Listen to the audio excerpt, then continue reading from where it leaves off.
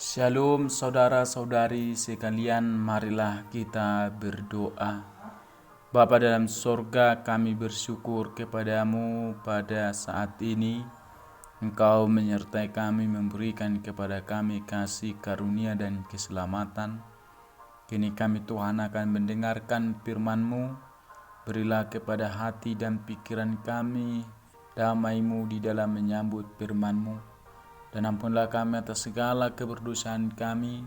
Dalam Putra-Mu Yesus Kristus kami berdoa kepadamu. Amin. Firman Tuhan bagi kita pada saat ini tertulis dalam kitab Kejadian pasal 32 ayat 22 sampai ayat 32. Beginilah bunyi firman Tuhan. Pada malam itu Yakub bangun dan ia membawa kedua istrinya, kedua budaknya perempuan dan ke-11 anaknya, dan menyeberang di tempat penyeberangan sungai Yabok. Sesudah ia menyeberangkan mereka, ia menyeberangkan juga segala miliknya. Lalu tinggallah Yakub seorang diri, dan seorang laki-laki bergulat dengan dia sampai fajar menyingsing. Ketika orang itu melihat bahwa ia tidak dapat mengalahkannya, ia memukul sendi pangkal paha Yakub, sehingga sendi pangkal paha itu terpelecok ketika ia bergulat dengan orang itu. Lalu kata orang itu, "Biarkanlah aku pergi, karena fajar telah menyingsing." Sahut Yakub, "Aku tidak akan membiarkan engkau pergi, jika engkau tidak memberkati aku." Bertanyalah orang itu kepadanya, "Siapakah namamu?" Sahutnya, "Yakub." Lalu kata orang itu, "Namamu tidak akan disebutkan lagi Yakub, tetapi Israel, sebab engkau telah bergumul melawan Allah dan manusia, dan engkau menang." Bertanyalah Yakub, "Katakanlah juga namamu." Tetapi sahutnya, "Mengapa engkau menanyakan namaku?" Lalu diberkatinya lah Yakub di situ. Yakub menamai tempat itu Peniel, sebab katanya, "Aku telah melihat Allah berhadapan muka, tetapi nyawaku tertolong." Lalu tampaklah kepadanya matahari terbit ketika ia telah melewati Peniel, dan Yakub pincang karena pangkal pahanya. Itulah sebabnya sampai sekarang orang Israel tidak memakan daging yang menutupi sendi pangkal paha, karena dia telah memukul sendi pangkal paha Yakub pada otot pangkal pahanya. Demikian bunyi firman Tuhan. Topik firman Tuhan ini, aku telah melihat Allah. Bapak Ibu saudara-saudari sekalian, kitab Kejadian ditulis sekitar 1440 sampai 1400 sebelum Masehi. Tradisi Yahudi dan Kristen meyakini bahwa Musa adalah penulis kitab Kejadian. Kitab Kejadian terbagi menjadi dua bagian utama, yaitu sejarah purba pasal 1 sampai 11 yang mencakup kisah penciptaan dunia dan permulaan umat manusia dari Adam hingga Abraham, serta sejarah leluhur pasal 12 sampai 50 yang berfokus pada kisah empat leluhur Abraham, Ishak, Yakub, dan Yusuf, serta hubungan mereka dengan perjanjian Allah. Dalam nats firman Tuhan ini kita akan mendengarkan tentang Yakub yang berubah nama menjadi Israel. Sebelum ke sana, dalam pasal 32 ayat 1 sampai 21, kita terlebih dahulu melihatnya. Di sana diceritakan perjalanan Yakub untuk kembali ke Kanaan dan pertemuannya dengan Esau. Yakub bersiap menghadapi Esau yang marah dengan mengirimkan hadiah dan membagi keluarganya. Lalu ia bergulat dengan seorang laki-laki di tepi sungai Yabok sampai fajar. Tempat ini kemungkinan hanya beberapa mil di sebelah timur lembah Yordan.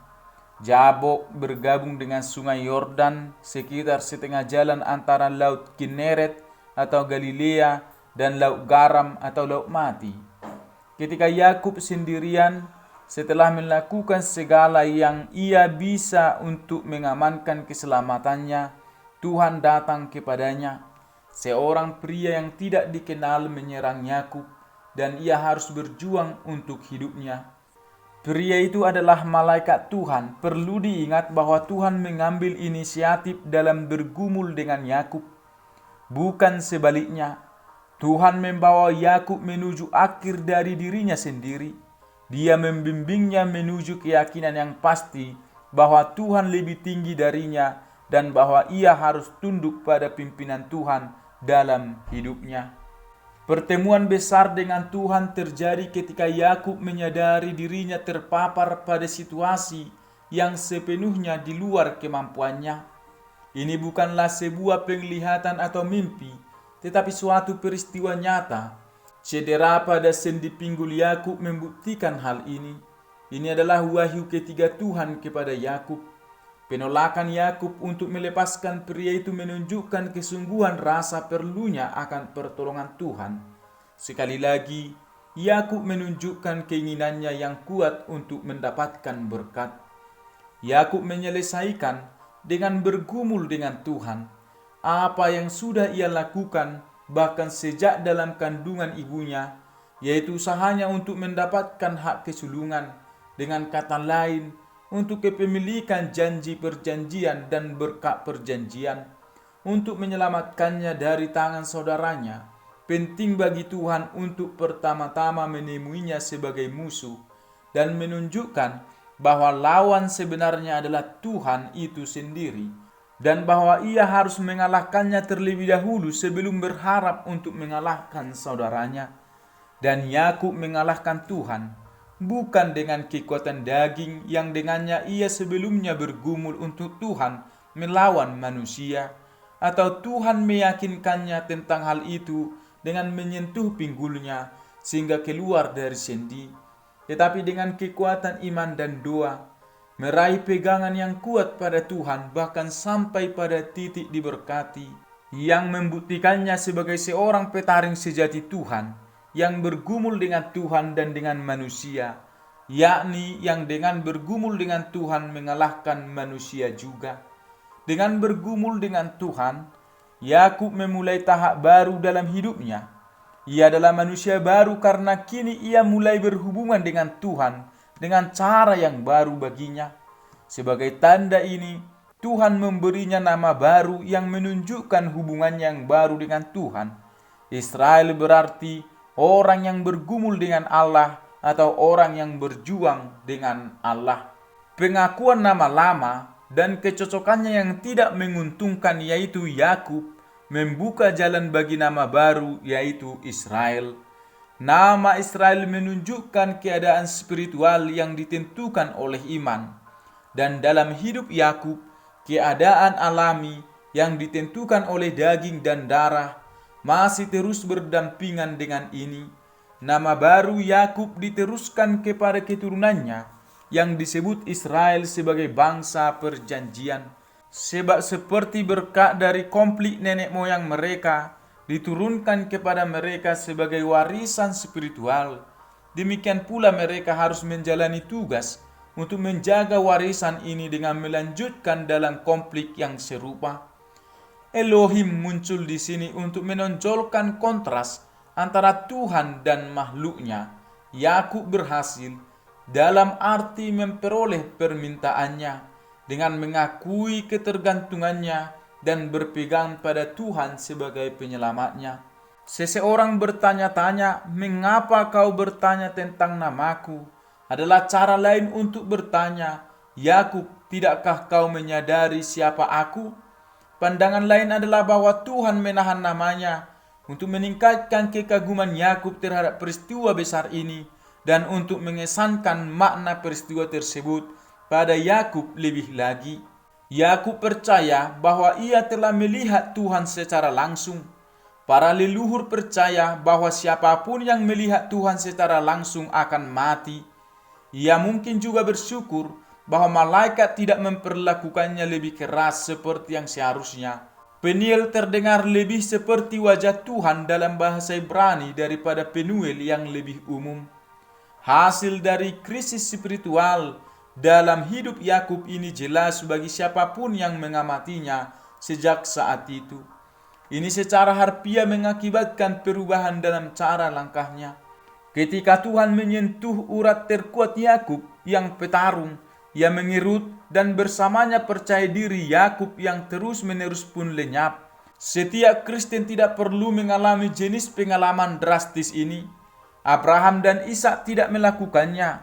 Tuhan telah memberitahu kita bahwa kita tidak bisa berbuat apa-apa tanpanya, dan bahwa kita harus percaya kepadanya.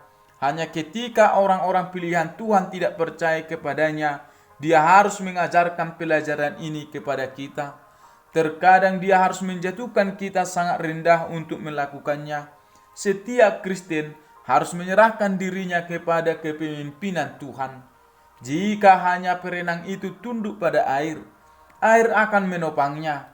Tetapi jika ia terus berjuang, hasilnya akan bencana.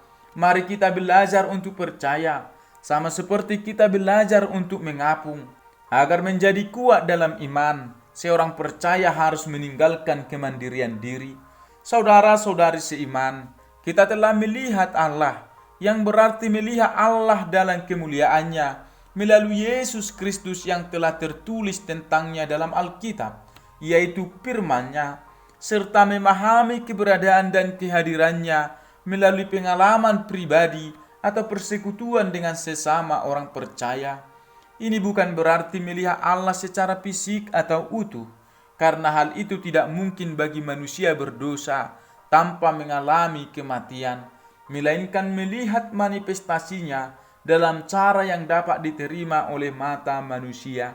Bisa juga kita pahami yang dimaksud adalah berarti melihat dan mengalami kehadiran, sifat atau karya Allah dalam kehidupan sehari-hari, bukan melihatnya secara fisik, melainkan melalui iman, hati atau tindakannya di dunia ini. Amin. Kita berdoa. Bapa dalam surga, kami sangat bersyukur buat firman-Mu yang kami dengarkan pada saat ini.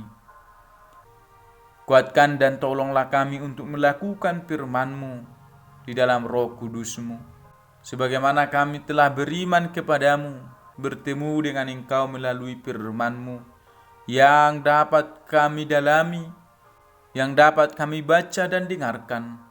Kiranya Tuhan Allah Bapa semakin buat kami mengerti akan firman-Mu, supaya kami semakin mengenal Engkau. Inilah doa permohonan kami yang kami sampaikan dalam nama Putra-Mu Yesus Kristus. Kami berdoa kepadamu ya Allah. Amin.